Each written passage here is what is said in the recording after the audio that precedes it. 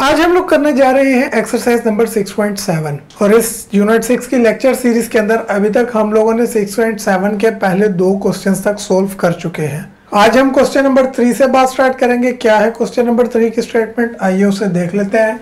It says insert 3 geometric means between 2 and 32।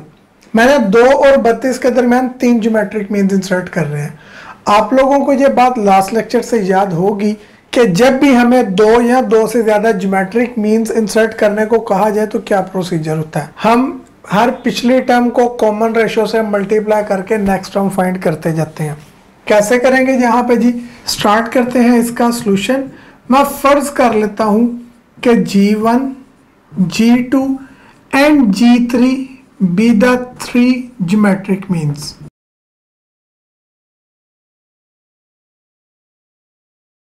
मैंने फर्ज कर लिया कि 2 और 32 के दरमियान जो 3 ज्योमेट्रिक मीन्स हैं वो G1, G2 और G3 हैं। तो अगर ये इसके दरमियान ज्योमेट्रिक मीन है तो इसका क्या मतलब हुआ, देन इट मीन्स कि अगर मैं 2 और 32 के दरमियान इन तीनों G1, G2 और G3 को लिखूं तो ये एक ज्योमेट्रिक प्रोग्रेशन बन जाता है। ऐसा ही है जी हाँ। अगर ये ज्योमेट्रिक प्रोग्रेशन बन जाता तो हमने जीपी के लिए an का फॉर्मूला, nth टर्म का फॉर्मूला ड्राइव किया था। What was that, an is equals to a1r की पावर n-1 की होती है। तो मेरी गिवन सीरीज के अंदर first, second, third, fourth, 5 terms हैं इस ज्योमेट्रिक प्रोग्रेशन में। मेरे पास मैं a5 के लिए यूज करता हूँ, n की जगह 5 पुट करूंगा, a5 वुड बिकम a1r की पावर 4। a5 मुझे गिवन है जी 32, सो a5 आ गई 32 equal a1 first term is 2r। मैं अपना कैलकुलेट करने जा रहा हूँ, 2r से मल्टीप्लाई और r की पावर 4 से लेफ्ट पे जाके divide. So 32 over 2 will be equals to r4, यानी r4 की वैल्यू मेरे पास क्या आ गई जी, 16 आ गई। अब यहां से मैंने r4 नहीं फाइंड करना था, बल्कि मेरी नीड क्या है, I need r the common ratio. वो कैसे मालूम की जाएगी, ऑब्वियसली मुझे इसको सोल्व करना पड़ेगा। कैसे करूंगा, 16 है मेरे पास, r4 को मैं रखता हूं वैसे 16, लेफ्ट पे आके क्या हो जाएगा माइनस, और राइट साइड में हमारे पास बच जाएगा 0। अब इसको कैसे सोल्व किया जाए, यहाँ पे r4 को मैं लिख सकता हूं r स्क्वायर का स्क्वायर, बिकॉज 2 2s are 4, जबकि 16 4 का स्क्वायर होता है मेरे पास। ऐसे लिखने की वजह क्या हुई, यहाँ पे मुझे अब a का स्क्वायर माइनस b के स्क्वायर का फॉर्मूला नजर आ रहा है। And what is that formula, वो होता है जी a minus b and a plus b equals to 0 आएगा मेरे पास। वैसे ही किस फार्मूले का मैंने यूज किया है, मैंने इस्तेमाल किया है जी a square minus b square, जो कि इक्वल होता है a minus b into a plus b के। डन होगी ये चीज, ये फॉर्मूला मैंने इस्तेमाल कर लिया। अब 2 फैक्टर्स की प्रोडक्ट 0 आ रही है, इट मीन्स के आइदर ऑफ देम, या दोनों ही हमारे पास 0 होंगे। सो इसका मतलब r स्क्वायर माइनस 4 इक्वल 0 के होगा, या फिर r square plus 4 equal to 0 के होगा। अगर r स्क्वायर माइनस 4 0 है तो यहां से मेरे पास r स्क्वायर इक्वल आ जाता है 4। स्क्वायर को कैसे एलिमिनेट करते हैं जी, बोथ साइड्स का अंडर रूट लेकर, और हम जानते हैं जब भी स्क्वायर रूट लिया जाए there comes a plus minus. अब यहाँ पे ये स्क्वायर अंडर रूट से कैंसिल करने के बाद मेरे पास r की वैल्यू आ जाती है प्लस माइनस 4 का स्क्वायर रूट कितना होता है जी 2। So I got 2 values for my r, plus 2 and minus 2। इसी तरह एक expression r square plus 4 equal 0 था, उसे भी सिंप्लीफाई करते हैं।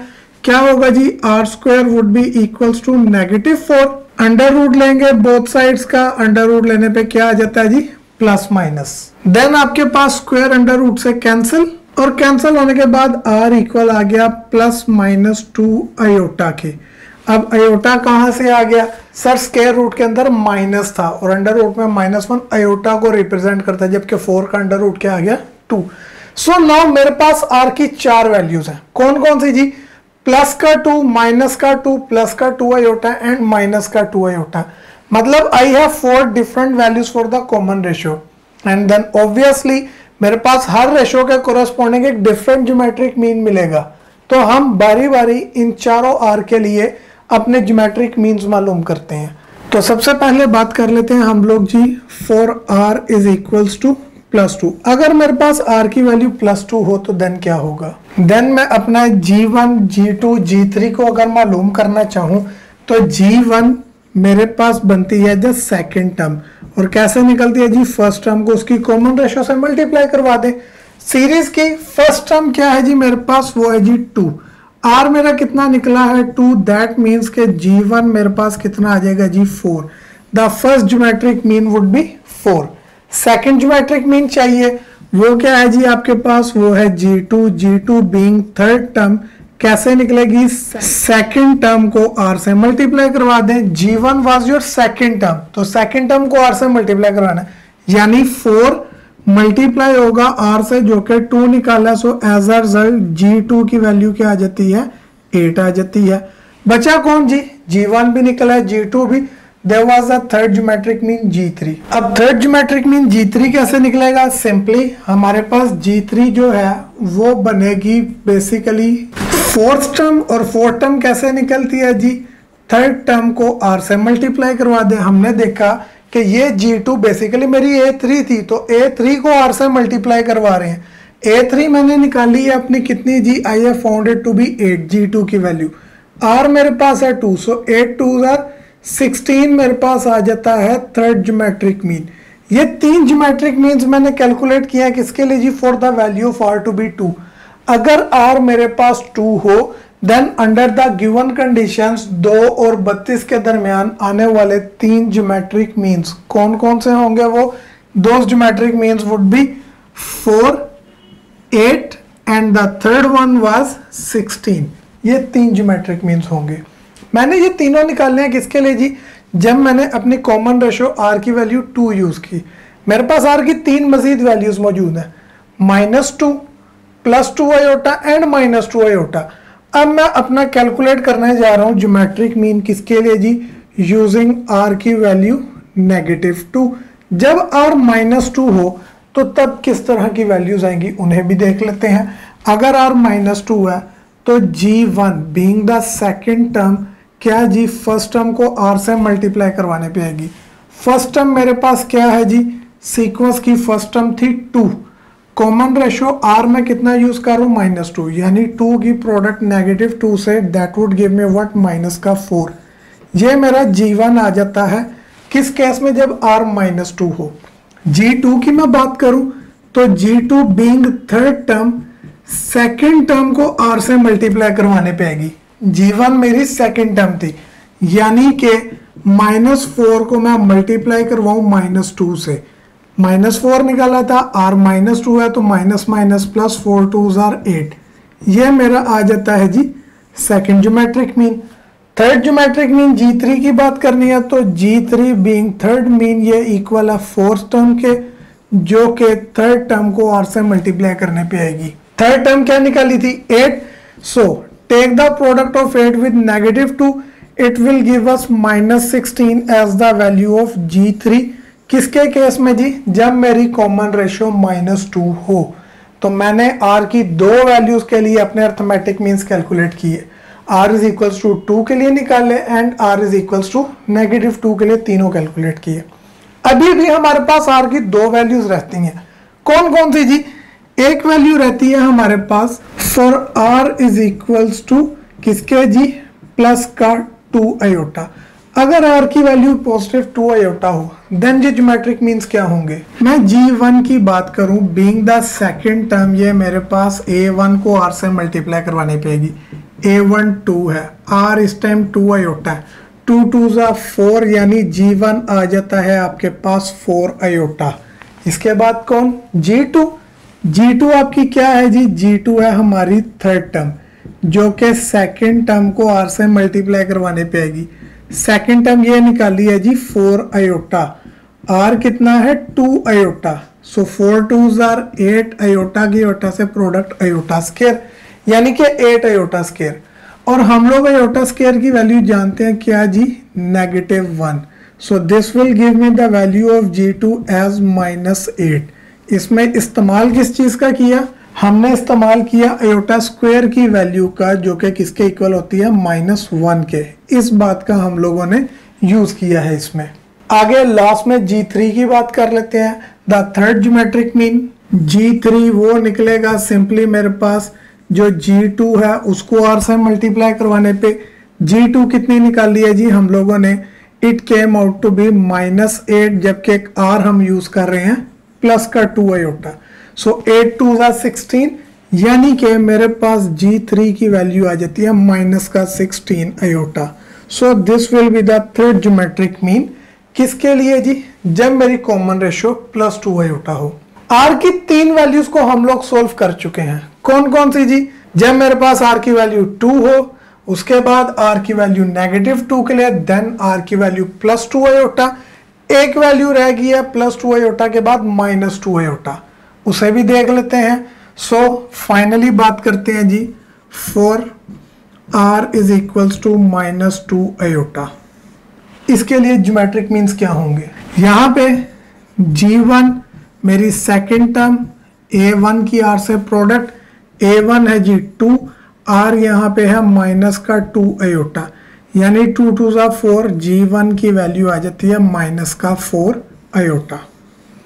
इसके बाद G2 चाहिए। G2 आपके पास कैसे निकलेगा, G1 को R से मल्टीप्लाई करने पे G1 कितना -4 आयोटा, यानी कि मैं -4 आयोटा की प्रोडक्ट लूंगा R से, जो कि इस टाइम -2 आयोटा है, तो मल्टीप्लाई करवाएं, -+4 2 8 आयोटा स्क्वायर, और आयोटा स्क्वायर की वैल्यू -1 पुट करने पे G2 की वैल्यू क्या आ जाएगी, -8, तो G2 इसके लिए भी निकला है।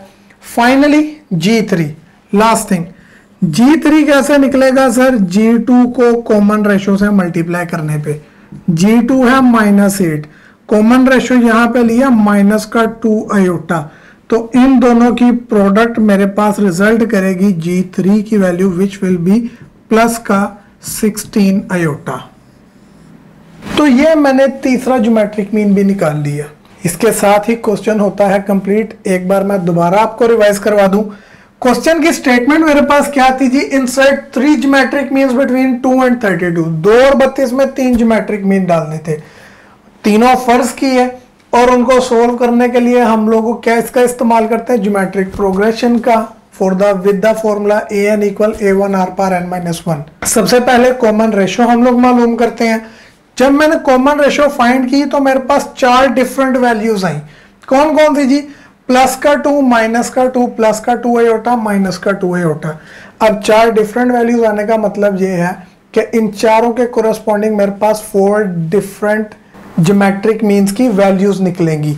R2 के लिए 4 8 और उसके बाद 16 निकली, R-2 के लिए -4 8 के साथ -16। सिमिलरली +2 आयोटा और -2 आयोटा के लिए भी 3 डिफरेंट ज्योमेट्रिक मीन्स मालूम की है हमने। नेक्स्ट बात करते हैं जी क्वेश्चन नंबर 4 की। स्टेटमेंट क्या है, insert 4 real geometric means between किनके जी, 3 and 96। इस टाइम वो मेंशन कर रहा है कि आपने 4 रियल ज्योमेट्रिक मीन्स मालूम करने हैं। किसका क्या मतलब हुआ, ज्योमेट्रिक मीन्स ही तो निकालने हैं, लेकिन रियल वाले कौन से होते हैं, जिनमें आयोटा ना आए। जैसे कि हम लोगों ने पिछले क्वेश्चन नंबर 3 में किया था, तो मेरे पास 2 रियल और 2 कॉम्प्लेक्स आर की वैल्यूज आई थी, जिनके लिए मेरे ज्योमेट्रिक मीन्स जो हैं वो इमेजिनरी हो गए थे। बट दिस टाइम उसने मुझे कहा कि सिर्फ रियल वाले निकालने हैं, यानी अगर मेरे पास कोई आर की वैल्यू आयोटा में आती है, कॉम्प्लेक्स रूट्स में जाती है, तो मैं उसको इग्नोर कर दूंगा। मैंने सिर्फ बगैर आयोटा वाली यानी कि रियल आर फाइंड करते हुए अपने क्वेश्चन को सोल्व करना है। सेम पैटर्न है, बल्कि ये कंपैरेटिवली इजी हो गया है, इसमें आपने आयोटा वाले स्किप करने हैं। So I am leaving this question for you to try. आप कोशिश करें, अगर प्रॉब्लम आए तो आप हमसे पूछ सकते हैं। आज के लेक्चर के लास्ट क्वेश्चन नंबर 5 की बात करते हैं, जिसकी स्टेटमेंट हमारे पास क्या है कि अगर दोनों x और y positive distinct real numbers हो, मींस के x और y 2 डिफरेंट रियल नंबर्स हैं, सेम नहीं है, तो देन क्या करें जी, शो दैट कि geometric mean between x and y is less than their arithmetic mean. मतलब मैंने प्रूव ये करना है कि इन दोनों का अरिथमेटिक मीन ज्योमेट्रिक मीन से बड़ा होगा। कैसे करेंगे जी ये प्रूफ, सिंपल सा प्रूफ है, स्टार्ट करते हैं जी इसको। क्वेश्चन में मेरे पास बात है जी एक्स वाई के दरमियान अरिथमेटिक मीन और ज्योमेट्रिक मीन की।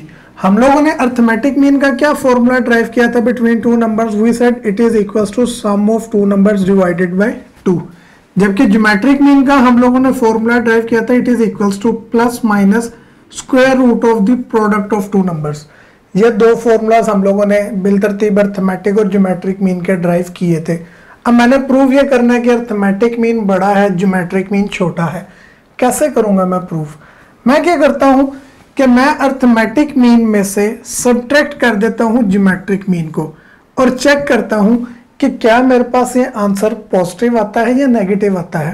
अगर तो आंसर पॉजिटिव का आया इसका मतलब अर्थमेटिक मीन बड़ा है, और अगर आंसर नेगेटिव का आया तो फिर ज्योमेट्रिक मीन बड़ा होगा।